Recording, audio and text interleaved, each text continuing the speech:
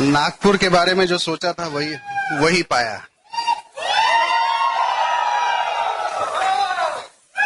अब आप लोग नागपुर का परिचय दे रहे हैं, अपने बॉम्बे का भी दे दो। नहीं, गुड। दोस्तों, मेरा नाम श्रवण है और मेरा बैकग्राउंड वगैरह तो ऑलरेडी बता दिए हैं। कितने ऐसे लोग हैं जो पहली बार आए, पहली बार, स्पेशली ब्रिट वर्ल्ड वाइड की तरफ से आप लोगों का स्वागत है। इनके लिए जोरदार तालियां होना बहुत जरूरी है, राइट। जो लोग पहली बार आते हैं वो सोचते हैं कि यहाँ पर क्यों बुलाया गया, इस सेमिनार का मतलब क्या है।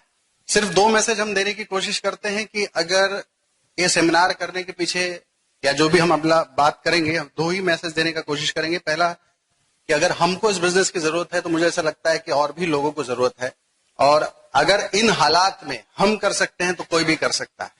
मतलब पूरा मॉरल ऑफ द स्टोरी जो हमारी बातचीत का होगा ना, वो उसका सूत्र यही निकलेगा। और जो भी मैं बात करूंगा इसका शीर्षक भी देना चाहूंगा, फैक्ट और ओपिनियन। आप समझते हैं फैक्ट किसको बोलते हैं? फैक्ट और ओपिनियन में फर्क क्या होता है?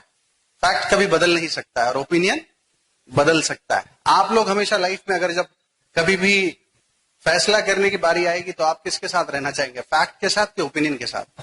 तो ही आप सफल कर सकते हैं, right.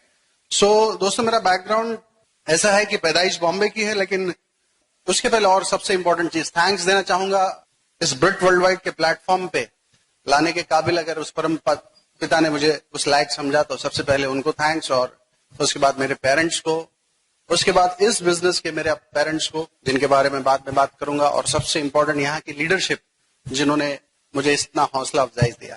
Thank you all of you. और बैकग्राउंड लेट्स स्टार्ट विद, पैदाइश बॉम्बे की है, बिलोंग करता हूँ यूपी से। मेरे फोर फादर्स वहां से आए थे। पढ़ाई लिखाई इंग्लिश मीडियम से बॉम्बे से किया, और एक जो टिपिकल सिस्टम है वही उसी सिस्टम से मैं भी आता हूं, जो इंडियन सिस्टम है। पढ़ाई लिखाई करो, अच्छे नंबर्स लाओ, अच्छे जॉब लो, वही किए, अच्छा जॉब भी मिल गया, ज्यादा उसमें उलझने की जरूरत नहीं। लेकिन हाँ, एक दो चीजें बताना चाहूंगा अपने परिवार के बारे में, कि अगर आप लोगों ने मेरा नाम सुना होगा तो शायद आपको अंदाजा लग गया होगा, कुछ अंदाजा लगा होगा कि श्रवण कुमार नाम क्यों रखा गया। श्रवण कुमार के बारे में कुछ स्टोरी सुना है आपने कभी स्कूल में, राइट। तो दोस्तों, मैं अपने परिवार में इकलौता हूं। I am the alone son, I don't have brothers and sisters. और मेरे ख्याल से डैडी 45-50 में हो गए थे तब मेरा इस दुनिया में पदार्पण हुआ है, और इसलिए श्रवण कुमार नाम रखा गया कि बहुत समय बाद आया, काश ये श्रवण कुमार के लायक कुछ तो बन पाए। मैंने कोशिश भी बहुत की, लेकिन आखिर दुनिया तो दुनिया है। लेकिन मेरी स्टोरी से शायद आपको कुछ पता चल सकता है। कॉर्पोरेट करियर, बहुत अच्छी कंपनी में एज अ सेल्स ट्रेनी मैंने स्टार्ट किया था एक यंग एज में, लेकिन जूनी नहीं था, मेहनत करता था। इनफैक्ट आज जब मैं नागपुर आया तो जो सिविल लाइन से ये मेरा सबसे बड़ा अड्डा होता था, क्योंकि बड़ी बड़ी मिनिस्ट्री या कोल यहाँ पे मैं सप्लाईज देता था अपने कॉर्पोरेशन के थ्रू। तो यहाँ वो सीता बल्टी जिस होटल में रुकते थे, वो सब यादें मैं अपनी वाइफ को बता रहा था कि यहाँ मैं आया करता था 12 साल पहले। सो जॉब अच्छी चीज है, जॉब किया, लेकिन कुछ कुछ चीजें, कितने ऐसे लोग हैं जो जॉब करते हैं, ओहो, ये मेजोरिटी तो हमेशा रहेगा। कुछ चीजें मैं कहना चाहूंगा, जरूरी नहीं आप मानो, लेकिन अगर आप सच मानते हैं तो कबूल लेना। वो मेरा सोचना है, जरूरी नहीं, मैं वो मेरी सोच आप पे थोपना नहीं चाहूंगा। जॉब एक बिजनेस के डिसिप्लिन और एक लाइफ के डिसिप्लिन को सीखने के लिए एक बहुत अच्छा जरिया है, लेकिन करियर बनाना चाहिए उससे कि नहीं, वो उसके लिए एक सेकंड थॉट होना बहुत जरूरी है। मानते हैं इस बात को? क्योंकि समय पे जाना, एक कॉन्सेंट्रेशन से काम करना, एक प्रोजेक्ट में इन्वॉल्व होकर पूरा करना, एक डिसिप्लिन बहुत अच्छा मिलता है। लेकिन हमको तो ये बताएगा जॉब करो, हमने किया। लेकिन क्या होता है कि क्योंकि मैं बताया था कि मैं थोड़ा सा, मेरी लेट पैदाइश है, तो पापा रिटायर हो गए, और क्योंकि वो थोड़ा सा रिलीजियस बैकग्राउंड से थे तो उन्होंने कहा कि ऐसा है श्रवण, मुझे जो करना था मैंने कर लिया, अब हम तो चले परदेश। और वो थोड़ा सा भाव भक्ति के हिसाब किताब था तो निकल गए। अब मैं अकेला पड़ गया, और उसी दौरान हमारी शादी भी हुई है। बड़ी गंभीर परिस्थिति आ गई थी कि इकलौता बेटा, माँ बाप इतना दूर, उनको समय चाहिए, और एक ही कमाने वाला, उसको पैसा भी कमाना है। तो उसी दौरान बोलते ना कि जब वक्त आता है तो कुछ कुछ चीजें चेंज होने लगती है। तो उसी दौरान किसी ने मेरे को एक बुक गिफ्ट किया था, शायद अगर आप काफी लोगों ने पढ़ा होगा, रिच डैड पुअर डैड। और उस बुक से पहली बार मेरे दिमाग में क्रांति कौंधी थी। उस बुक ने बताया था दुनिया को 4 हिस्सों में बांट दिया गया था, एक एम्प्लॉयड, एक सेल्फ एम्प्लॉयड, एक इंडस्ट्रियलिस्ट और एक इन्वेस्टर। और वो बुक यही कहता है कि दुनिया के सारे सफल लोग या तो बिजनेस इंडस्ट्रियलिस्ट है या इन्वेस्टर है।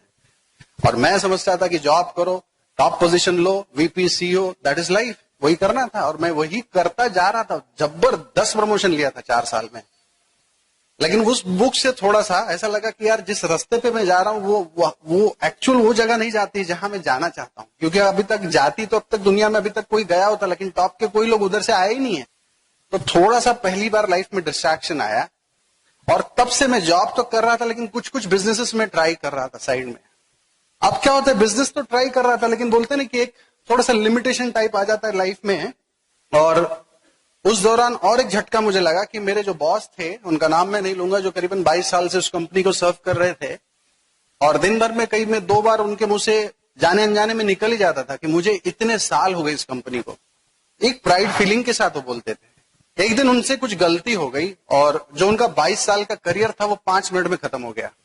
वो दूसरा शॉक था मेरे लिए कि यार 22 साल के करियर वाला आदमी से अगर गलती होती तो इसकी ये दुर्गति है, तो मैं भी तो इंसान हूं, मेरे से भी गलती हो सकती। वो दूसरा शॉक। फिर काम करता गया तो शुरुआत में जब जॉब कर शुरू करते तो बड़ा अच्छा लगता है, I am this and that, ये वो, फ्लाइट, 5 स्टार, ट्रैवलिंग, धाम धूम, सेक्रेटरी, कैबिन, लैपटॉप, इतना अच्छा लगता है। लेकिन एक लेवल के बाद फिर एक वो फीलिंग आने लगी, अभी भी 30 साल यही करना है। अच्छा, पहले वो फीलिंग नहीं आ रही थी, लेकिन जब से ये बुक पढ़ा और जब से अपने बॉस को निकाला जाते हुए देखा, तब से वो फीलिंग आना शुरू कर, सैचुरेशन आने लगा लाइफ में। अब क्या होता है कि उसी दौरान और एक पिक्चर आ गई, गुरु पिक्चर कितने लोगों ने देखा है? उस पिक्चर में एक सीन है, वहां पे उनको प्रमोशन लेटर मिलता है तो वो प्रमोशन लेटर फाड़ देते हैं। वो उसका दोस्त बोलता है कि तुमको प्रमोशन लेटर मिला, तुम फाड़ दिया, बाकी लोग तो मिठाइयां बांटते हैं। और उसने इतना अच्छा लाइन मिला कि जो सीधा पिक्चर में फिर क्या हुआ मुझे कुछ पता नहीं है, लेकिन वो लाइन मेरे दिमाग में हिट कर गया। वो लाइन बोलता है कि अगर किसी और को पता है कि मैं किसी लायक हूं तो मुझे खुद को कब पता चलेगा कि मैं किसी लायक हूं। अगर कोई और मेरी बोली लगा सकता है तो मैं खुद की बोली अपने ऊपर कब लगाऊंगा। मैं बोला यार, इसीलिए शायद वो इतना बड़ा इंडस्ट्रियलिस्ट बना है। एक वो जो ओनरशिप वाली जो सोच थी ना, तो वैसे कुछ कुछ हादसे होते चले जा रहे थे। बिजनेस एम्बिशन तो था और काफी कुछ चीजें समझ में आ गई थी कि जो बिजनेसमैन होते हैं उनके पास बहुत प्रोडक्टिव आवर्स होते हैं, क्योंकि लाखों लोग जॉब करते हैं, मेरे पास 8 से 10 घंटा है। मैं काम करता हूं तो पैसे बनाते हैं, वो काम नहीं करते हैं तो पैसे बनाते हैं। मेरे पास एक ही काम है फिर भी मैं बिजी हूं, उनके पास मल्टीपल काम है फिर भी फ्री है। मैं वर्क करता हूं और वो लोग, दुनिया के सफल लोग, नेटवर्क सेट करते हैं। 3-4 चीजें मुझे समझ में आ गई थी। आज के तारीख में कोई भी फील्ड में आप जाके देखो, मेडिकल फील्ड में जाके देखो, डॉक्टर बत्रा, 1000 से ज्यादा आउटलेट्स, शायद वो किसी एमएस या डीएम डॉक्टर से भी ज्यादा सक्सेसफुल है। क्यों? क्योंकि वो एमएस डॉक्टर एक जगह बैठते हैं लेकिन ये 1000 जगह बैठते हैं। आप फाइनेंस फील्ड में देखो, आनंद राठी को देखो, आप कोई भी बिजनेस फील्ड में जाके, दुनिया का सबसे सफल आदमी वही हो सकता है जो अपने आप को मल्टीप्लाई कर सकता है। जॉब में सिर्फ ऐड होता है लेकिन बिजनेस में मल्टीप्लाई होता है। ये मुझे समझ में आया। तो ढूंढना तो शुरू हो, लाइफ में कुछ करना है, कुछ करना है, कुछ करना है, कुछ करना है। और एक दिन अचानक से एक फोन आता है और वो फोन थे मेरे आदरणीय ससुर जी का फोन आया कि मैं किसी विदेशी कंपनी के साथ जुड़ा हूं और मैं चाहता हूं कि, ये उनका एक सेकंड कॉल था, लेकिन उसके पहले एक कॉल के ऐसे विदेशी कंपनी के नाम से तो मैं गया नहीं, क्योंकि मेरे ससुर जी के बारे में बताऊं तो एक बहुत ही वेल सेटल्ड बिजनेसमैन है। और एक जो बिजनेसमैन की जो बुद्धि होती है कि लाइफ में एक इनकम नहीं और कुछ होना चाहिए, तो वो भी कुछ ना कुछ ट्राई करते हैं। तो एक बिजनेस तो उनका बहुत अच्छा सेट है जो काफी सालों से और बहुत तरक्की कर रहे हैं उसमें, लेकिन बाकी के बिजनेस में किसी वजह से वो उतना सफल नहीं हो पा रहे थे और उन्होंने काफी बिजनेसेस ट्राई किए। और थोड़ा सा उनके एक लेबल लग गया था कि कोई भी चीज ट्राई करते हैं तो थोड़ा सा मामला गड़बड़ा जाता है। अब उन हालात में उन्होंने मुझे फोन किया और कहीं से मुझे पता चल गया था कि ये एमवे बिजनेस की बात कर रहे हैं, क्योंकि एमवे के बारे में मेरे ऑफिस में, कलीग्स में काफी बातचीत हो चुकी थी।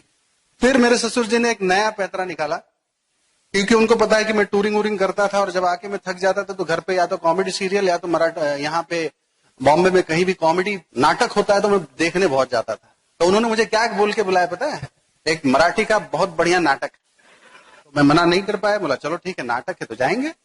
और मैं आपको और बता दूं कि वो तो मेरे बहुत ही फेवरेट एक्टर थे जो इस समय इस दुनिया में नहीं है। वो कोंकण से बिलोंग करते हैं, रत्नागिरी से। उनका इनफैक्ट आपको पता भी होगा कि उनका नाटक है जो करीबन 5000 से ज्यादा बार प्ले किया जा चुका है। तो मैं गया देखने के लिए, लेकिन मैं पहले भी नाटक देख चुका था, लेकिन वहां के नाटक में और अब के नाटक में कुछ गड़बड़ था। पहले जब नाटक देखता था तो वहां के लोग, वहां का क्लास अब की बार जब नाटक देखने गया तो वहां पे लोग सूट में थे बाहर। मेरे लाइफ में पहली बार टेंशन की मराठी नाटक में ऐसा कौन सा सीन डाल दिया कि सब सूट में आने लगे। अब मैं बोला ठीक है भाई, हो सकता है कुछ क्रिएटिविटी डाली होगी। तो हम गए अंदर। अब अंदर गए तो 10 मिनट के बाद जैसे अभी वार्म अप हो ना, आर यू एक्साइटेड, तो मैं बोला उस एक्टर को बुलाने के लिए इतना एक्साइट क्यों करते हो, उसके अंदर तो खुद ही इतनी काबिलियत है। फिर नहीं समझ में आया मेरे। और फिर वो जो स्पीकर आया और आते ही उसने बोला, अपना बैकग्राउंड बताया और ये बताया, और जैसे ही उसने एम्बे का नाम बोला, वैसे तो मेरे बाल बहुत सॉफ्ट और नरम है, लेकिन उस दिन सब खड़े हो गए। और क्यों खड़े होंगे आपको पता रखा होगा। और मेरे ससुर जी उससे भी ज्यादा होशियार, वो क्या किए, मुझे बिठा दिए और उस दिन उन्होंने टिकट का पैसा भी खुद लगाया। और वो मेरे कम से कम 500 मीटर की रेडियस में बैठे ही नहीं थे, पता नहीं कहां चले गए। गजब फंसाया मुझे। लेकिन इसमें भी एक मैसेज है। मैं अपने ससुर जी का लीगल दामाद था। उन्होंने मेरे लिए अगर टिकट का पैसा दिया है तो चल सकता है, क्योंकि उन्होंने अपने घर से मेरे लाइफ की सबसे बड़ी खुशी अपनी बेटी भी दी है। तो अगर वो मेरे पर पैसा लगाते हैं तो कोई बात नहीं है, मैं दामाद हूं। लेकिन यहां पे कुछ आर्टिफिशियल दामाद भी बैठे होंगे,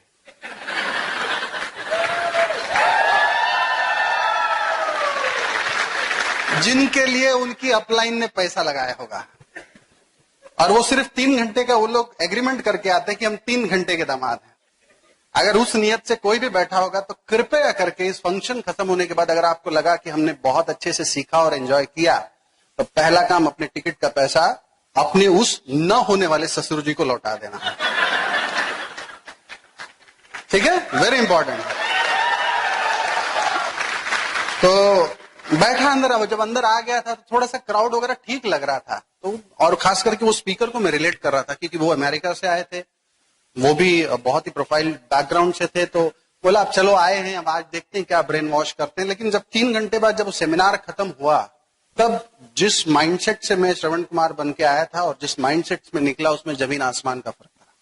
और आज जितने भी लोग आए हैं, अगर मेरे बोलने से कुछ भी लॉजिक या मेरे बैकग्राउंड से या मेरी पर्सनैलिटी से या मेरे इतने साल के प्रोसेस या करियर से अगर आपको कुछ भी रिलेट हो सके और आपको ऐसा लगता है कि नहीं ये चीज करना चाहिए, तो मेरा आना सार्थक है। हमारा मेन पर्पस ही वही है। और फिर क्या होता है कि बाद में मुझे पता चला, क्योंकि मैं हमेशा अवॉइड करता था कि मैं कब बॉम्बे में हूं, क्योंकि ससुर जी उस वक्त अचानक से बहुत ही वेगवान तरीके से पीछे पड़ गए थे इस फंक्शन जाने के पीछे। तो उस वक्त मुझे पता चला कि मेरे उस फंक्शन में ले जाने के पीछे किसी और की भूमिका बहुत तगड़ी थी। मेरे पीछे मेरे घर के सीबीआई और रॉ लगे हुए थे बताने के लिए कि इस समय वो घर पे मौजूद हैं, आप आ जाओ। आपको पता हो सकता है वो कौन हो सकता है। तो मैं चाहूंगा कि पहले थोड़ा सा वो अपने बारे में बताएं, फिर उसके बाद मैं फिर बात करूंगा। So please help me welcome my diamond lady Mrs Poonam. Thank you so much friends. सबसे पहले तो मैं ब्रिट वर्ल्डवाइड सिस्टम की शुक्रिया करूंगी कि जिसकी वजह से आज मैं आप लोगों के सामने हूं और इस स्टेज पे हूं। फ्रेंड्स, ब्रिट वर्ल्डवाइड सिस्टम की तरफ से मैं आप सबको बहुत बहुत धन्यवाद देती हूं, क्योंकि बहुत सारे लोग ऐसे हैं जो काम से आए हुए हैं और काफी सारी लेडीज ऐसे हैं जो आप बोलते हैं ना कि काम करके काम को कुछ पोस्टपोन्ड करके आए होंगे। तो उसके लिए मैं बहुत बहुत धन्यवाद देती हूँ। सबसे पहले मैं गॉड को धन्यवाद दूंगी कि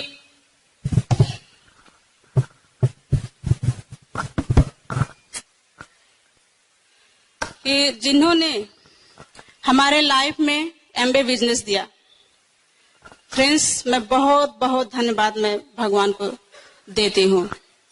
उसके बाद में मैं अपने सारे अप्लायंस को धन्यवाद दूंगी जिन्होंने हमें कदम कदम पे चलना सिखाया। फ्रेंड्स, अगर उन्होंने चलना नहीं सिखाया होता तो शायद मैं यहाँ पे नहीं होती। फ्रेंड्स, उसके बाद फ्रेंड्स बोलते हैं कि इन्होंने बताया, इनके पीछे भूमिका वाकई मेरा था। मेरा नाम पूनम दुबे है और मैं एक सिंपल होम मेकर हूँ। फ्रेंड्स, बोलते हैं ना सिंपल बोले तो बहुत सिंपल, घर के 4 दीवारी के अंदर रहने वाले। फ्रेंड्स, इनकी पढ़ाई लिखाई बॉम्बे की और मैं नॉर्थ से बिलोंग करती हूँ और हमारी पढ़ाई लिखाई गांव से। इनकी लाइफ स्टाइल बॉम्बे की तो हमारी गांव से। तो यानी हम दोनों का अगर ये इष्ट थे तो हम बेस्ट थे। तो आप लोग समझ जाइए कि हम दोनों का मैचिंग होना तो बहुत डिफिकल्ट था। लेकिन फ्रेंड्स बोलते हैं ना कि ये बिजनेस हमारे लाइफ में आया और बिट वर्ल्ड वाइड सिस्टम हमारे लाइफ में आया। आज हम दोनों बी आर द बेस्ट हो गए हैं फ्रेंड्स।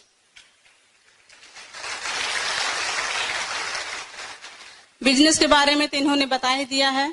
नाटक के बहुत शौकीन थे, तो उसके पीछे हमने भूमिका रची, क्योंकि हमारा एक ड्रीम था। इनका जॉब ऐसे था कि हमेशा बाहर ही रहते थे। हमारा ड्रीम था कि हम इनके साथ में रहे फ्रेंड्स, क्योंकि अगर एक लड़की शादी करती है तो साथ में रहने के लिए, ना कि दूर रहने के लिए।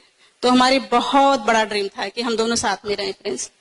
चैलेंज के बारे में अगर बोले, चैलेंज बोलो या प्रॉब्लम बोलो, तो रियली एक सिंपल होम मेकर के लाइफ में आया।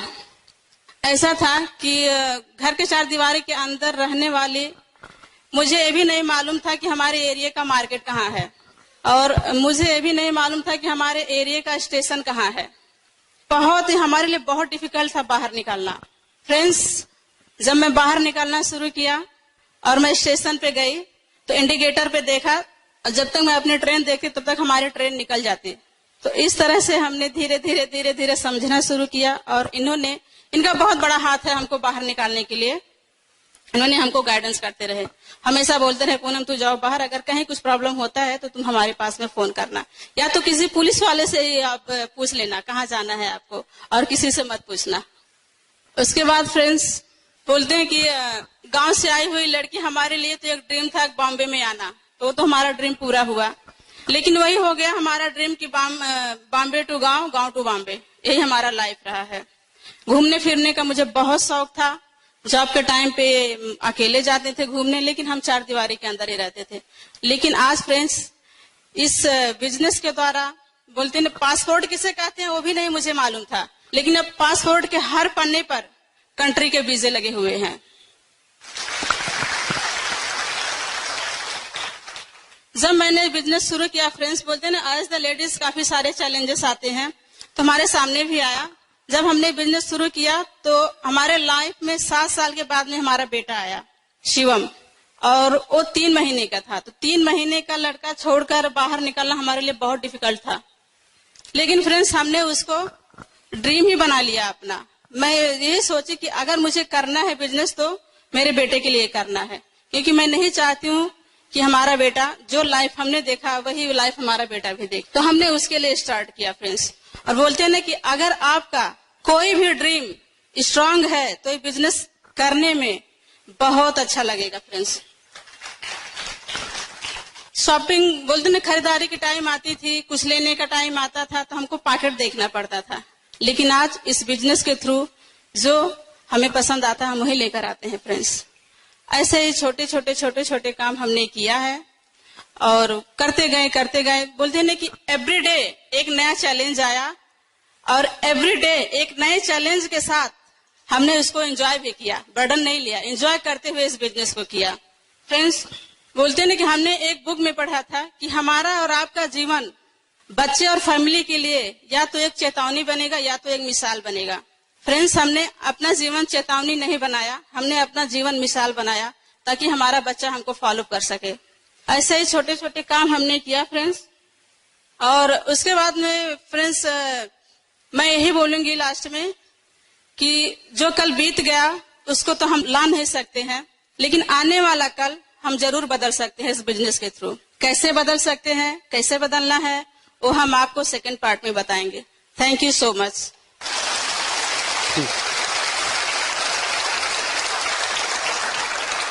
कई बार ऐसा होता है ना कि लोग समझ नहीं पाते पति पत्नी का रिलेशन। कितने लोग यहाँ शादीशुदा हैं? देखो, हाँ, गुड। हम इस पे भी बहुत अच्छे से बात करेंगे।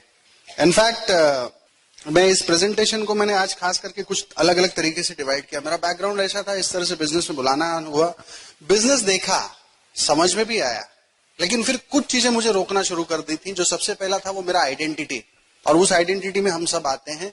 हमारे पास आधार कार्ड है, इलेक्शन कार्ड है, पैन कार्ड है, पर एक ऐसा कार्ड है जो कभी दिखता नहीं लेकिन हमेशा सामने खड़ा रहता है। जानते हैं वो कौन सा कार्ड है? Middle class card.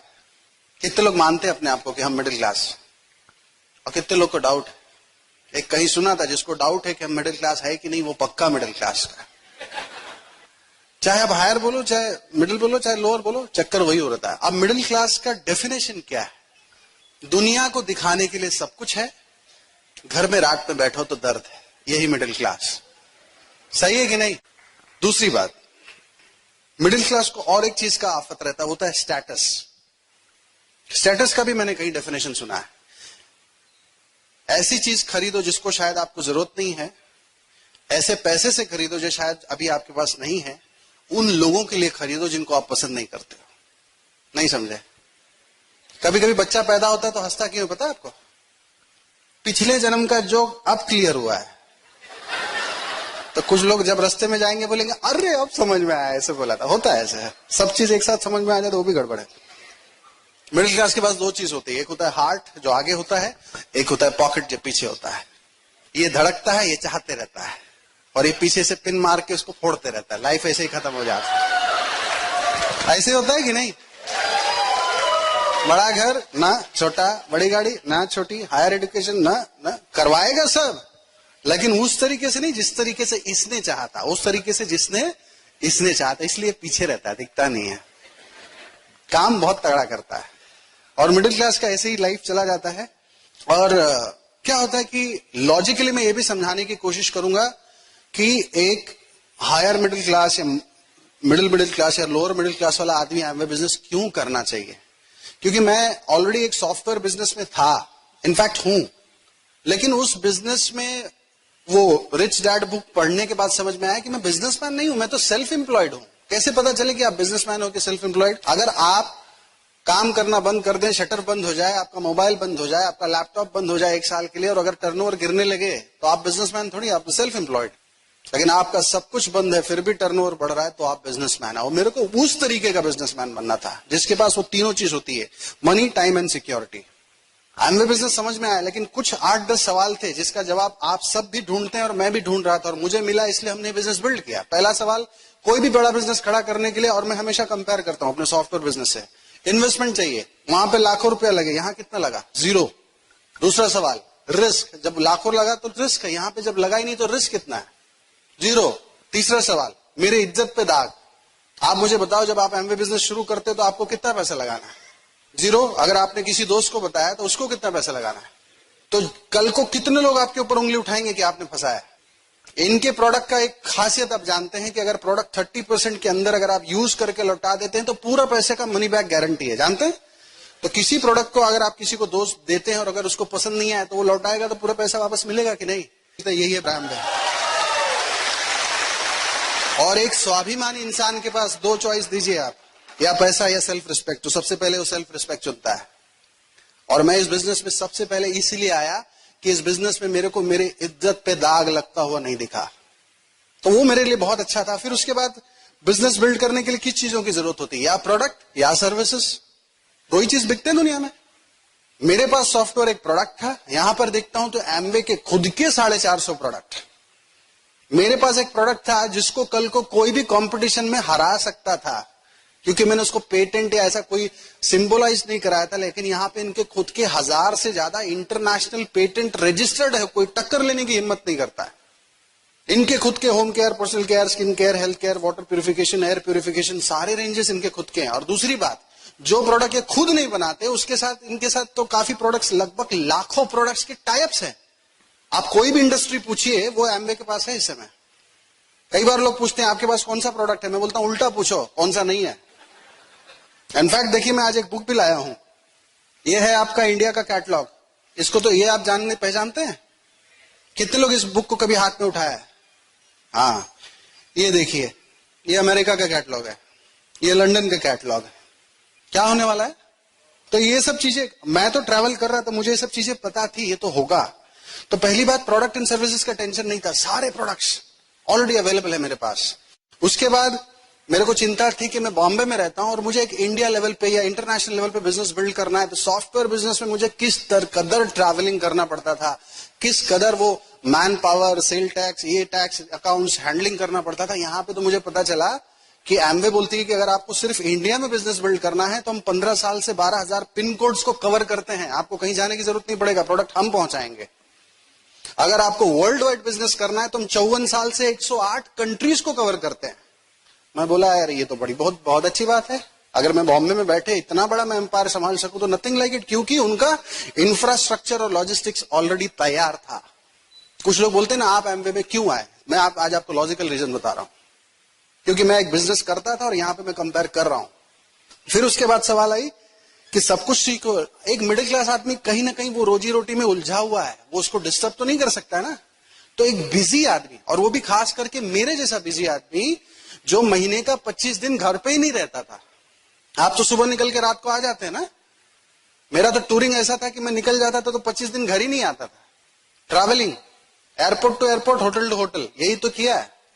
तब मैं अपने अप्लायंस या कुछ सीडीज या बुक से समझने लगा, तब समझ में आया एक गणित होता है कि 168 आवर्स आपके पास 24, एक हफ्ते में कितने घंटे होते हैं? 168 आवर्स। उसमें सोने का टाइम, जॉब का टाइम, ये time, social time, chatting time, worship time, सब टाइम माइनस कर लो, लेकिन फिर भी 15 से 20 घंटे का आपको हिसाब नहीं मिलेगा। उस 15 से 20 घंटे में बिजनेस किया जा सकता है, अलग से समय निकालने की जरूरत नहीं थी, वो मुझे समझ में आया। लेकिन मैंने अपने लाइफ में कभी भी 168 घंटे का हिसाब मैंने किया ही नहीं था, तो इसलिए लगता था कि मैं बिजी हूं। दूसरी बार मैंने सोचा वहां पर एक बिजनेसमैन है जो 24 घंटे में 50 बिजनेस संभालता है, और यहां पे श्रवण कुमार 3 डिग्री लेके एक चीज ही ढंग से नहीं कर पा रहा है, कहीं तो गड़बड़ होगा। और एक चीज समझ में आया, वर्ल्ड के जो टॉप 10 रिचेस्ट फैमिली हैं उसमें से 4 कौन है पता है? पता है कि नहीं आपको ये बात? तो आखिर वो लोग टॉप पे कैसे चले गए?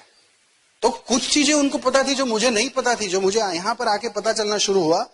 तो समय निकालना मेरे लिए टफ नहीं था, क्योंकि बहुत सारी इंफ्रास्ट्रक्चर ब्रिट वर्ल्ड वाइड और एम्वे का सब सेट था। फिर बारी आई डाउट, ये बिजनेस चलेगा कि नहीं। और हमेशा याद रखिए, राइट टाइम पे राइट अपॉर्चुनिटी पकड़ने को ही होशियारी, जो बोलना है आप बोल सकते हैं। आप अगर देखिए पुराने पिक्चर्स, 1950-60 का समय कौन सा था? कोई भी मूवी देखो तो सारे अमीर लोग कहां से आते थे? जमींदार लोग हुआ करते थे। 1970-80 किसके लिए था? बड़े बड़े इंडस्ट्रीज आने लगे, टेक्सटाइल इंडस्ट्रीज, ये इंडस्ट्रीज, वो इंडस्ट्रीज। 1990-2000 किसके लिए था? आईटी। 2010-20 किसके लिए होगा? नहीं समझ में आया तो मैं आपको बताता हूं। कोई डॉक्टर है यहां पर? डॉक्टर साहब? अरे हैं। डॉक्टर साहब, जब मैं बीमार पड़ूं तो 2 तरीका है मेरे पास, एक तो मैं आपका प्रिस्क्रिप्शन ले लूं या जाके एमबीबीएस करूं। अच्छा क्या है? प्रिस्क्रिप्शन ना। तो ऐसे ही कौन सा बिजनेस करना चाहिए जब नहीं समझ में आए, तो इंडिया के जितने भी टॉप के बिजनेसमैन हैं उनका सबसे ज्यादा इन्वेस्टमेंट कौन से सेक्टर में लगा हुआ है देख लो। Mukesh Ambani Reliance Fresh, Anil Ambani Reliance Digital, Tata Croma, Birla More, Lakshmi Mittal DMart Walmart, Kishore Biyani Big Bazaar, सबके सब रिटेल में डायरेक्ट सेलिंग।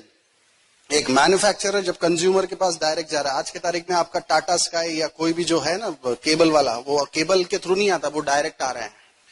आज के तारीख में आपको इंश्योरेंस लेना है तो एजेंट की जरूरत नहीं है, वो डायरेक्ट आ रहे हैं। आपको टिकट लेना है तो वो डायरेक्ट आ रहे हैं। हर चीज डायरेक्ट हो रहा है, that is called as direct selling. और उसमें भी नई चीज ऐड होगी, वो क्या है? टेक्नोलॉजी। हर चीज ऑनलाइन हो जाएगा। आज आपके पास जो भी फोन है, 4 से 5 साल में सब चीज स्मार्टफोन में बदल जाएगा। आप अपने घर का A to Z सामान ऑनलाइन खरीदेंगे। आप अगर देखें तो 1.5 महीना पहले मुकेश अंबानी ने नई कंपनी शुरू की है 4G करके, 50,000 करोड़ का इन्वेस्टमेंट है। तो ये इतना पावरफुल कॉन्सेप्ट था जो मुझे उस वक्त भी समझ में आ गया था। इनफैक्ट अगर आप देखेंगे 1 हफ्ता पहले अभी ये फ्यूचर ग्रुप्स, किशोर बियानी ने खुद का डायरेक्ट सेलिंग शुरू किया है, जैसे एमवे करता है। बिग बाजार के कैटलॉग्स लोग ले जाएंगे, मीटिंग्स करके लोगों को दिखाएंगे, ऑर्डर कलेक्ट करेंगे, और वो भी उस तरीके से वो काम शुरू होने वाला है। लेकिन उसका इन्वेस्टमेंट पता है कितना है? 3 लाख। आपको कितना लगाना पड़ा? ज्यादा सोचता कौन है? इसीलिए तो 0 बोलते हैं। मेरे लिए ये पता था ये चलेगा, कोई डाउट ही नहीं था। उसके बाद आ गया, चलो डायरेक्ट सेलिंग भी समझ में आ गया, टेक्नोलॉजी भी समझ में आया, लेकिन कौन से फील्ड का बिजनेस करूं? उसके लिए भी बड़ा इजी था, क्योंकि वही खेल, फैक्ट पे जाऊं कि ओपिनियन पे जाऊं। आप किसी भी कंट्री में घुसो तो नंबर 1 टर्नओवर देने वाला फील्ड कौन सा है? Fast moving consumable goods. Number 2, किसी भी कंट्री में घुसो तो नंबर 2 टर्नओवर देने वाला फील्ड कौन सा है? Health and wellness. एमवे दोनों में है। वो चीज मेरे लिए बहुत आसान समझ में आने लगा कि यार जो चीज मुझे फिर बारी आई, नॉलेज एंड एक्सपीरियंस। तो इतना बढ़िया सिस्टम है हमारे पास ये ब्रिट वर्ल्ड वाइड। इनफैक्ट मैं चाहूंगा कि ब्रिट वर्ल्ड वाइड के लिए आप जोरदार तालियां बजाइए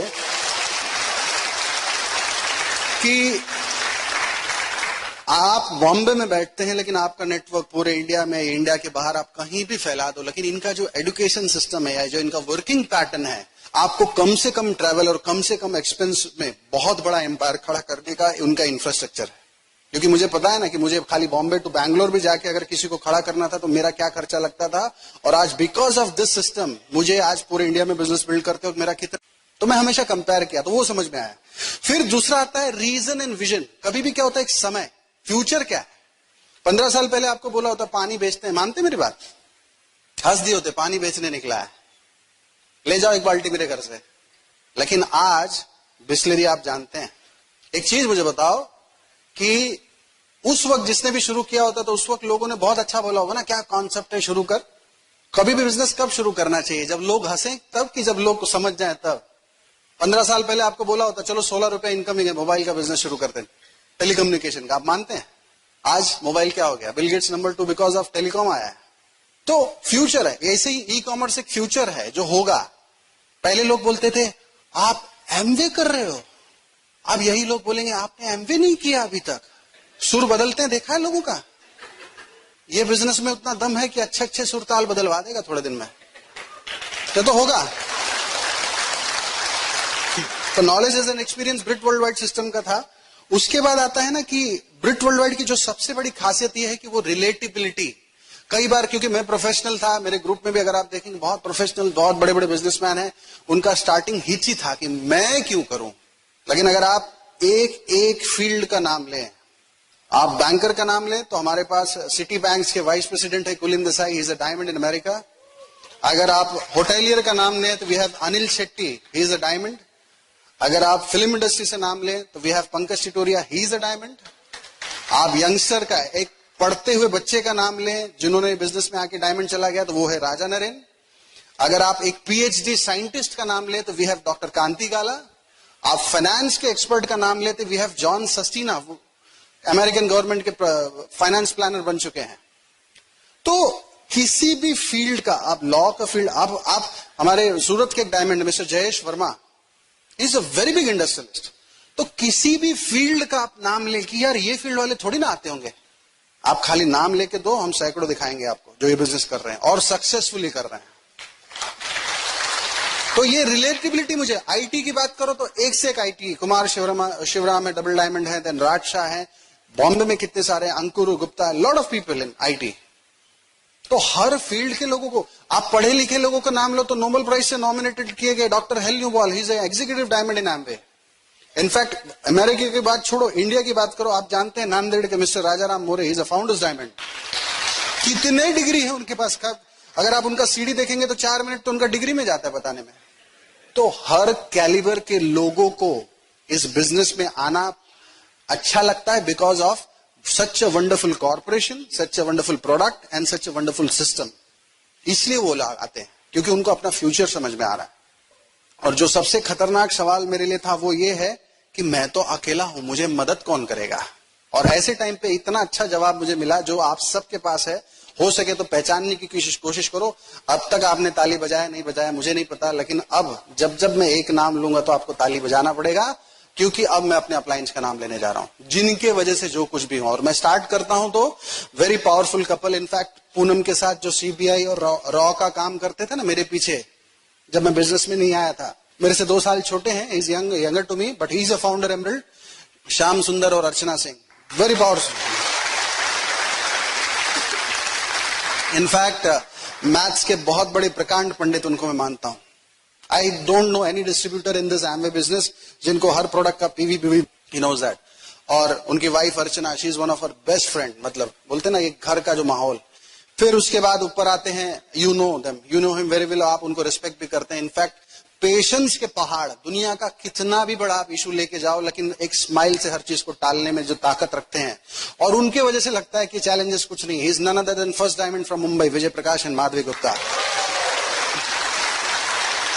फिर उसके ऊपर आते हैं एक ऐसी शख्सियत कि जिनके अगर आप 20 मीटर के रेडियस में रहेंगे ना तो आप अपने आप हंसने लगेंगे। He is very good friend of mine. In fact मुझे याद है कि जब भी किसी, इनफैक्ट अभी लास्ट सन्मुखान मीटिंग में भी जब मिले तो अचानक से आके गले मिल लिए, बोलते Shravan I love you so much, I am so proud कि आप मेरे टीम में हो। एक एक word, is none other than Vishnu and Pravesh Mehra. Wonderful couple. उसके ऊपर अब एक ऐसे स्पीकर आते हैं जिनको आप सब जानते हैं, और उनके शब्दों में जब जब मेरा नाम निकलता है तो मैं अपने आप को बहुत ही गौरवान्वित फील करता हूं। And is none other than Pankaj and Amita Titoria. ऐसी पावरफुल। उसके ऊपर और एक ऐसी लीडी आती है जहां पे ये बिजनेस में जो वैल्यूज, जो कल्चर या जो रिलीजन पार्ट समझ में आता है। ऐसा कोई स्पेसिफिक रिलीजन नहीं, एज ए ह्यूमैनिटी जो रिलीजन, वो उनसे हमने सीखा है। और इनफैक्ट यहाँ पे आप लोग तो 250-300 रुपए पैसा देख के बिजनेस चेक करने आए हैं। वो जब पहली बार ये बिजनेस को देखी तो वो 3 बार इंडिया से अमेरिका फ्लाई करके अपने हस्बैंड के साथ लाखों रुपया डाल के चेक करने गई थी। इसलिए आज उनका इतना बड़ा बिजनेस है। कुछ लोग 250 डालते हैं फिर भी बोलते हैं 250, और वो तो लाखों, और 3-3 बार अमेरिका गई थी। She is none other than Sudha and Vinod Kapoor. Very powerful. और उसके ऊपर द लीजेंडरी कपल, मतलब न भूत, कई बार मैं कहता हूं न भूतो न भविष्यति। ऐसा शख्सियत, ऐसी पर्सनालिटी, ऐसा नॉलेज, ऐसा एजुकेशन, ऐसा बॉडी लैंग्वेज और ऐसा command. Wonderful couple is none other than EDC going crown Sumit and Tania Bahadur. So I am so blessed कि मैं एक ऐसे एलओएस से बिलोंग करता हूं जहां पे एक से एक दिग्गज लोग हैं। और जब मुझे पता चला कि मेरे परछाई में हमेशा ये खड़े रहेंगे तो मुझे कभी ये महसूस ही नहीं हुआ कि मैं अकेला हूं और बिजनेस में चल पड़ा। लेकिन ध्यान देने योग्य ये बात है कि आज मेरे कहने के बाद अगर आप भी अपने परछाई को देखना ना, तो ऐसे ही तगड़ा एलओएस आपके साथ भी खड़ा है। तो इस बात का हमेशा एहसान मानना और जिंदगी भर मानना। तो मेरे लिए वो टेंशन भी नहीं था। फिर जो लास्ट में वही टेंशन आ गया था कि यार एमवे कैसी कंपनी है। तो एमवे के बारे में बता दूं, 54 years, 108 countries, never came out, never pulled out. $11.3 billion, 1 billion होता है 6,500 करोड़ का। लास्ट ईयर का टर्नओवर है 70,000 करोड़। फोर्ब्स मैगजीन आपने सुना होगा, वर्ल्ड के बेस्ट 500 कंपनी का लिस्टिंग देता है। लास्ट ईयर उन्होंने privately held largest corporations in America में इनको एमवे को 25th रैंक दिया गया है। 1000 से ज्यादा पेटेंट्स। जब इतना पावरफुल रेप्यूटेशन मुझे मिल गया तो सीना चौड़ा हो गया था कि बॉस, मैं जो एमवे किसी और से सुना था और ये जो देख रहा हूं उसमें जमीन आसमान का अंतर है। और फिर सवाल आया कि लोग मेरे बारे में क्या सोचेंगे। तो बड़ा सिंपल है, आप लोग विंडोज पे काम करते हैं, लेकिन और भी प्रोग्राम्स हैं इस दुनिया में, जैसे C++, जावा, आप लोग जानते हैं। लेकिन जो आदमी जिंदगी में C+ या जावा पे काम नहीं किया, वो आके आपको बोले कि वो एक बेकार प्रोग्राम है, तो वो उसका ओपिनियन है, वो फैक्ट नहीं है। तो ऐसे ही जो एमवे को दूर से देखा है और वो आके आपको बोले कि हमने तो ट्राई कर लिया, हमारा नहीं चला, तो वो उसका ओपिनियन है। उसके बोलने से एमवे का 70,000 करोड़ 700 रुपए में नहीं बदल जाता है। उसके बोलने से एमवे 25th रैंक से वो फोर्ब्स मैगजीन से गायब नहीं हो जाती है। तो फैक्ट है, ओपिनियन बदलते रहता है। And that is the only reason I am in this business. So बहुत सारी चीजें थी और मुझे फिर उस वक्त चिंता नहीं था कि मैं क्यों करूं, क्यों नहीं करूं। तो एमवे एज अ बिजनेस क्यों अच्छा है मैंने बताया, एमवे एज अ अपॉर्चुनिटी क्यों अच्छा है वो भी मैं आज आपको समझाता हूं, क्योंकि मैंने उसका भी कंपैरिजन किया था। और देखिए यहां पर मैंने कुछ चीजें लिखी है, ये आप लोग कभी भी अपने ध्यान में रखना है, बहुत समझने वाली बात। 9 to 6 into 30 years, 9 से 6 30 साल तक, और यहां पे 6 से 9 3 साल तक। फिर रिपीट करता हूं, 9 से 6 30 साल तक और 6 से 9 3 साल तक। कंपेयर करो अपनी लाइफ को। मैंने वही कंपेयर किया। पैसा 30 साल बाद क्या उतना पैसा होगा जितना मैं चाहता हूं? यहां पर मैं देखा कि काफी लोगों के पास इतना पैसा है कि इतनी गाड़ियां और इतने जेट्स खुद के खरीदते हैं। भगवान। समय, आज मैं आपको बता दूं, मैं 24 साल की उम्र में बिजनेस शुरू किया था। 27 में मैंने मेरा जॉब छोड़ दिया हमेशा के लिए। आज मैं लगभग 10 साल हो गया है। डेफिनेटली मैं और बहुत सारे काम करता हूं, लेकिन कम से कम अब मेरे ऊपर किसी का कंट्रोल नहीं है। वो जो सेंस ऑफ फ्रीडम है मेरे पास है। 9 से 6 30 साल बाद वो सेंस ऑफ फ्रीडम कभी मिल सकता था क्या? यहां पे मिला क्या? 30 साल बाद, 9 से 6 30 साल बाद वो हो सकता था जॉब में? यहां हुआ। अगर आपने बिजनेस को अच्छे तरीके से और अच्छे स्ट्रक्चर और स्टेबिलिटी और लीडरशिप और रिलेशनशिप और वॉल्यूम, हर चीज को ध्यान देकर अच्छे तरीके से बनाया, 30 साल बाद भी मैं जॉब करता तो उस तरह इनकम कभी आता है क्या? यहां पे मैंने देखा आता है। फिर मैंने देखा रेगुलर ट्रिप्स। अपने वाइफ के साथ जब कंपनी के थ्रू तो बहुत घूमता था, लेकिन वाइफ के थ्रू जाने की बारी आती थी तो मैं तो फैजाबाद जाता था, वही मेरा गांव है। क्योंकि मेरा पॉकेट बताया, श्रवण कुमार तुम्हारा स्विट्जरलैंड फैजाबाद में है, लॉजिंग बोर्डिंग फ्री। हम तो ऐसे ट्रिप करते थे, लेकिन यहां पर हर साल फ्री में। सेकंड सेशन में बात करूंगा, इतना हमने मस्ती किया ट्रिप में। फिर बाकी जॉब में, पॉलिटिक्स और बिजनेस में कंपटीशन का डर रहता है कि आपका नाम कोई उड़ा सकता है, लेकिन इस बिजनेस में आप एक प्लैटिनम हैं और आपके नीचे कोई आपसे बड़ा डायमंड चला जाए तो सबसे ज्यादा खुश वो प्लैटिनम होता है और एक पैर पे नाचता है। तो यहां पे आपकी क्रेडिबिलिटी को कोई हिला नहीं सकता है, वो मुझे समझ में आया यहां पर। बाकी जगह पे कोई अगर मेरे नीचे वाला मेरे आगे जाता है तो मुझे टेंशन आता था, अरे बाप रे इतने साल से किया अब सब खत्म। यहां पे रोज सुबह शाम हे भगवान इनको जल्दी निपटाओ, अब अपने लिए नहीं मांगते। फिर संगत, कोई ऐसी बिजनेस मीटिंग, कॉर्पोरेट मीटिंग्स था जहां पे मैं कम से कम अपनी वाइफ को ले जाना चाहता था, क्योंकि उसमें वो कुछ सहभागी भी नहीं हो सकती थी और वहां के माहौल में मैं उनको लाना भी नहीं चाहता था। लेकिन ये एक ऐसा मीटिंग है कि अगर मैं कहीं आउट ऑफ स्टेशन भी हूं और वो अकेले ब्रिट के मीटिंग्स में जाता हूं तो मैं अब सबसे ज्यादा सेफ फील करता हूं, क्योंकि यहाँ का वैल्यूज और कल्चर, और इस वैल्यूज और कल्चर के ऊपर मैं अपने पापा का लाइन बताऊंगा। उन्होंने बहुत अच्छा लाइन कहा था कि जिस बिजनेस में ईमानदारी का इनकम है ना, उस बिजनेस में बच्चों को संस्कार सिखाने की जरूरत नहीं पड़ेगी। तो और लास्ट आ गया अनकंडीशनल रिकग्निशन। आज मैं नागपुर में ब्रिट वर्ल्ड वाइड के थ्रू पहली बार आ रहा हूं, लेकिन इतने सारे दोस्त मिले, इतनी बार तालियां बजा रहे हैं, इतना मिल रहे हैं, गले मिल रहे हैं। ये कौन से बिजनेस में हो सकता है बताओ, जब तक बिना स्वार्थ कोई करता है क्या? यहां पे किसी को कोई स्वार्थ नहीं है, सबको। यहां पे कोई एमबीए भी बैठा होगा, कोई डॉक्टर भी बैठा होगा, कोई इंजीनियर भी बैठा होगा, कोई लेमैन भी बैठा होगा, लेकिन हर आदमी का सपना है कि ब्रिट वर्ल्ड वाइड अगर डायमंड बना सकता है और ब्रिट वर्ल्ड वाइड के सिस्टम से अगर श्रवण कुमार इस लेवल पे पहुंचे तो हम भी पहुंच सकते हैं। बस वही एक फीलिंग होती है। तो ये सब चीजें मैंने कंपेयर किया तो वहां पे 9 से 6 30 साल तक सब चौकड़ी लगता चला गया, और यहाँ पे 6 से 9 3 साल तक सब टिक टिक टिक टिक। तो मेरे लिए क्लियर था, अपॉर्चुनिटी कंपैरिजन खत्म, एमवे पे काम पे लगो। कई बार लोग कंफ्यूज रहते हैं एमवे में टाइम, प्रॉब्लम एमवे में टाइम डालने का नहीं, Amway as a priority number 1 है कि नहीं वो कंपेयर करना पड़ेगा, तो आपको समझ में आएगा। कुछ बेवजह की एटीट्यूड मेरे अंदर बहुत थी। यंग उम्र में ज्यादा पढ़ा लिखा, ज्यादा पैसा, और ज्यादा पैसा तो नहीं बोलेंगे लेकिन उस कुएं में उस मेंढक को तो वही लगता है, और इकलौता था तो जबरदस्ती का एटीट्यूड कि आई एम सेटिस्फाइड। अच्छा एक चीज और बताऊं, बार बार आपको मीटिंग्स में अगर कोई बुला रहा है ना, या बार बार आपको, तो एक चीज याद रखिए, वो आदमी नहीं बुला रहा है, भगवान का कुछ मैसेज आ रहा है आपके लिए, समझने की कोशिश करो। मैं नहीं समझ पाया, मैंने काफी साल तक टाला इस बात को, लेकिन मैंने बिजनेस पता नहीं क्यों शुरू किया, कि कोई ड्रीम नहीं था, पर ठीक है माहौल अच्छा लग रहा था, कर दिया मैंने। लेकिन बाद में समझ में आया कि भगवान का मैसेज क्या था। 14 महीने की गैप में मेरे पापा और मेरे मम्मी दोनों ने मेरा साथ छोड़ा, और इनफैक्ट मेरी मम्मी 8 महीने तक आईसीयू में थी। रोज का आईसीयू का खर्चा क्या होता होगा प्राइवेट हॉस्पिटल में विदाउट मेडिक्लेम, आप अंदाजा लगाओ। मेरे डैडी का 35 साल का कमाया हुआ धन, मेरा कमाया हुआ धन, और प्लस और कर्जे सब एक साथ लद गए। ऊपर से मैं जॉब पे भी नहीं था।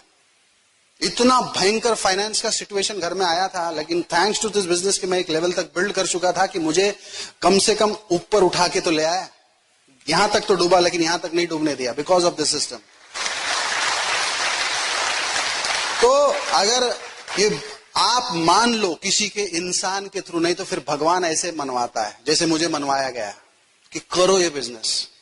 भगवान खुद प्रकट थोड़ी होंगे, इतना कौन सा हम तपस्या कर लिए यार, लेकिन फिर भी हम उनके क्रिएशन है, तो इसलिए कहीं ना कहीं से इंडिकेशन तो देते हैं कि इसमें तुम्हारे फ्यूचर में कुछ तो भी ऐसा घटनाक्रम है जिसके लिए ये अपॉर्चुनिटी कर लो, ये उसका ख्याल रखेगा।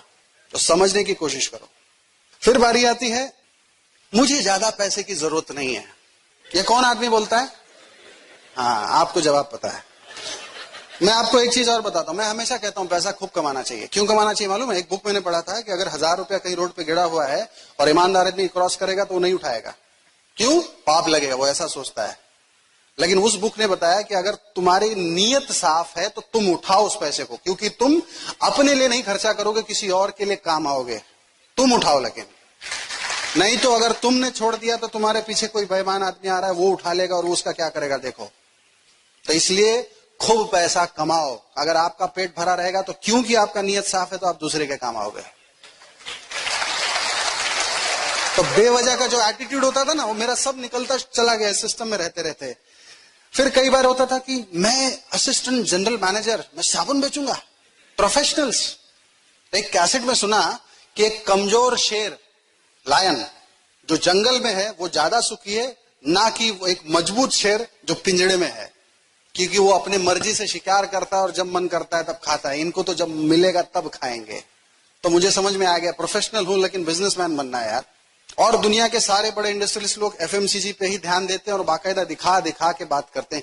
डोर टू डोर सेलिंग हम नहीं करते हैं, रेफरेंसिंग सेलिंग करते हैं। एक प्रोफेशनलिज्म है वो, उसमें कोई बुरी बात नहीं। लोग बोलते हैं क्या चैलेंजेस आया है? कोई चैलेंजेस नहीं आया हमारे पास, क्योंकि चैलेंज को हमने कभी माना ही नहीं। पहला चैलेंज, लोग बोलते हैं प्रोडक्ट महंगे है, मेरे पास टाइम नहीं, मैं एमबीए करके जो सवाल आते हैं ना। इस बिजनेस में आके एक ही चीज मुझे समझ में आया, क्योंकि ग्रेजुएशन पोस्ट ग्रेजुएशन करते करते मैं 15-20 हजार सवाल याद कर चुका हूं, लेकिन इस बिजनेस में समझ में आया कि 22 से ज्यादा सवाल आते ही नहीं है। 6% पे था, फाउंडर एमरल्ड था, सिलेबस चेंज ही नहीं हुआ आज तक, ले दे के लोग वही पूछते हैं। तो मेरे लिए कितना, अब मुझे वो तकलीफ नहीं लग रहा था, मजा आता है। ले दे के क्या पूछेगा, पूछ ले।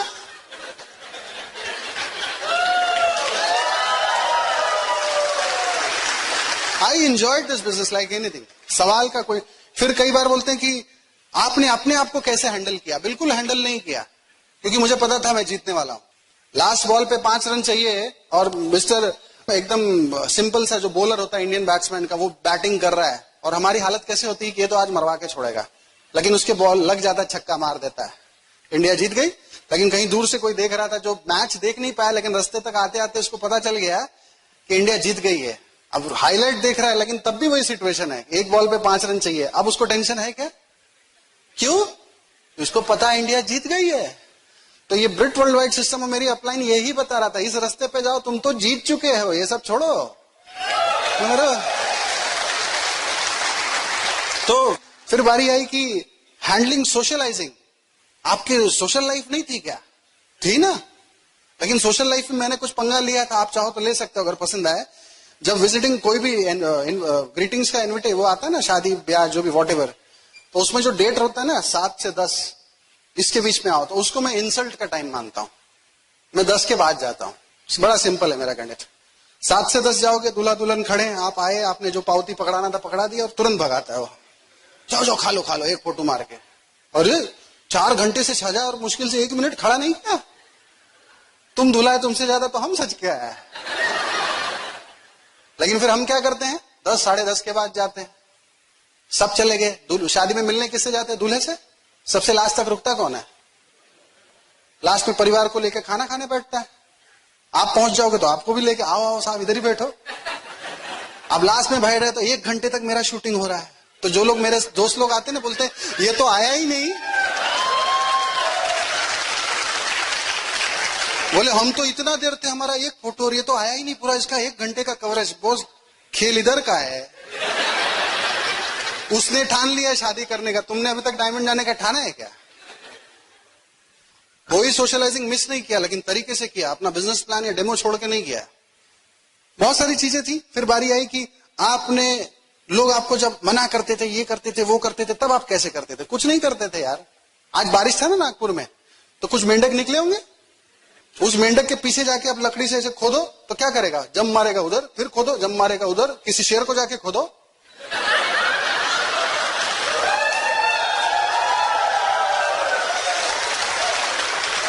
तो जब आपके पास इतना बढ़िया सीडी बुक सिस्टम सब कुछ है, अपलाइन है, तो फिर क्या करना है यार? क्यों मैं मेंढक हूं बोलने का? You are a lion. फिर बारी आती है, लोग बोलते हैं कि आपका तो लक बहुत अच्छा था। थैंक गॉड मैं बुक्स पढ़ता था, लक्स के बारे में इतना अच्छा मैंने लाइन सुना था, जब आपका बुरा समय चले तब प्रैक्टिस करो, और जब अच्छा समय शुरू हो तो दोनों हाथ से लूटो। यही लक बोलते हैं। नहीं समझे? जो निराशावादी लोग होते हैं ना, वो क्या करते हैं, जब बुरा वक्त चलता है ना तो रोते हैं, मेरे साथ तो कोई मीटिंग में आता नहीं है, सब प्रोडक्ट महंगा बोलते हैं, रोते ही रहते हैं। और उनका जब अच्छा वक्त शुरू हो जाता है ना, तब वो सीखना शुरू करते हैं क्या जवाब दूं। और जब तक वो सीख के तैयार होते तब तक अच्छा वक्त खत्म, फिर बुरा शुरू। तो लक का डेफिनेशन यही है कि बुरा वक्त, क्योंकि आज मैं इस बिजनेस में जो भी हूं, मैं उन इनिशियल डेज की बात करता हूं जो स्टार्टिंग के 1 साल 2 साल थे, जब मेरी टीम बहुत छोटी थी, लेकिन मैं रेगुलर मीटिंग्स में आके नोट्स बनाता था, सीखता था, सब कुछ करता था। क्योंकि मेरी टीम नहीं बड़ी थी, लेकिन एक जज्बा था कि मेरी बहुत बड़ी टीम होगी, लेकिन उसके लिए तैयार तो होना पड़ेगा। तो मैं अपना क्रेडिट उसको देता हूं। कुछ लोग बोलते हैं आपने इस बिजनेस से क्या पाया? समय। एक वक्त था कि 25 दिन था मैं घर नहीं आता था, और आज 11 साल हो गए घर से बाहर नहीं निकला हूं। इनफैक्ट मैं अपने बेटे को, शिवम नाम है, उसको पर्सनली स्कूल छोड़ना, लाना, ट्यूशन छोड़ना मैं खुद करता हूं। इनफैक्ट वहां जाता हूं तो 99% लेडीज ही खड़ी रहती हैं और मेरे को देख के बोलती है कितना स्मार्ट, हैंडसम, पढ़ा लिखा लड़का है, लेकिन बेचारे के पास नौकरी नहीं है।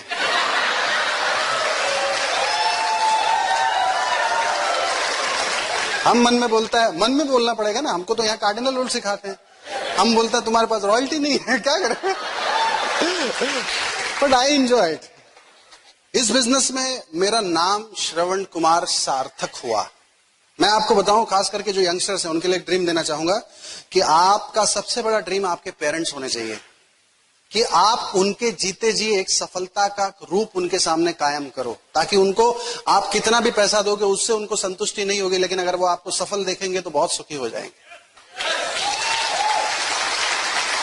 और मुझे याद है मेरे डैडी का जो भी एज था बहुत अच्छे से गुजरा है, लेकिन खास करके जब मेरा प्लैटिनम का सेलिब्रेशन हुआ और उसके बाद वो सिर्फ एक हफ्ता जिंदा थे, एक हफ्ते बाद वो एक्सपायर हो गए। लेकिन मुझे वो लगता है जो एक हफ्ता मैंने दिया हो ना, जहां भी जाते थे सबको गले मिलते थे। मुझे मेरे बेटे का श्रवण कुमार नाम रखना सार्थक हो गया, आज वो दुनिया में छा गया है। वो एक फीलिंग में दे पाया ना, thanks to my upline, thanks to Brit World Wide and thanks to this corporation. तो यंगस्टर को बोलता हूं, पेरेंट्स को अपना वो दो। फिर पूरी दुनिया घूमते हैं, उसमें तो कोई सवाल ही नहीं है, उसके ऊपर हम सेकंड सेशन में बात करेंगे। कितने, अब तो पासपोर्ट देखेंगे तो हर पेज पे अलग अलग अलग कंट्री है, लेकिन मजे की बात क्या है मालूम, सब फुकट। हम लोग बॉम्बे में छोटे से चाल सिस्टम में रहते थे, अब पता नहीं आप लोग को तो आइडिया नहीं चाल सिस्टम क्या होता है, लेकिन अब हम लोग गोल्फ सिटी में बहुत अच्छा घर बना रहे हैं। किचन से, बेडरूम से, कहीं से भी देखो तो स्विमिंग पूल है, गोल्फ कोर्ट, सब फंटास्टिक घर, जो एक ड्रीम होता है। चाल सिस्टम समझते हैं, यहाँ का जो ये बाथरूम है ना, वैसे उस टाइप का छोटा सा घर में हम 25 साल रहे। पढ़ाई लिखाई थी मेरे पास, फाइनेंशियली इतना स्ट्रांग नहीं था मैं, लेकिन बिकॉज ऑफ दिस अपॉर्चुनिटी। फिर बारी आती है, गाड़ियां तो सबके पास होती है, लेकिन विद ड्राइवर हो तो ज्यादा मजा आता है। आजकल ड्राइवर खुद ही बने लोग घूमते हैं, वो एक अलग विषय। इतने सारे दोस्त मिले, और क्या चाहिए, ये मेरा अचीवमेंट है। मेरे पास इतने बढ़िया मेंटर्स मिले, श्याम सुंदर जी, अर्चना जी, विजय प्रकाश माधवी जी, विष्णु जी, प्रवेश जी, पंकज, अमिता, सुमित, अंतानिया, सुधा एंड विनोद जी। ये मेरा अचीवमेंट है। और लास्ट में एक ही चीज के साथ मैं खत्म करूंगा कि जो मुझे सबसे बड़ा अचीवमेंट इस बिजनेस में मिला, कि आज दुनिया में बहुत कम लोगों के पास सपना है। आज मेरे पास एक सपना है, जिंदगी जीने का एक मकसद है, एक लक्ष्य है, और उस बात को पूरा करने का बहुत खुशी और जज्बा है जो बाहर की दुनिया में नहीं है। So I am so happy for it. और आप लोग से बात करते बहुत अच्छा लगा। Thank you so much. Good night.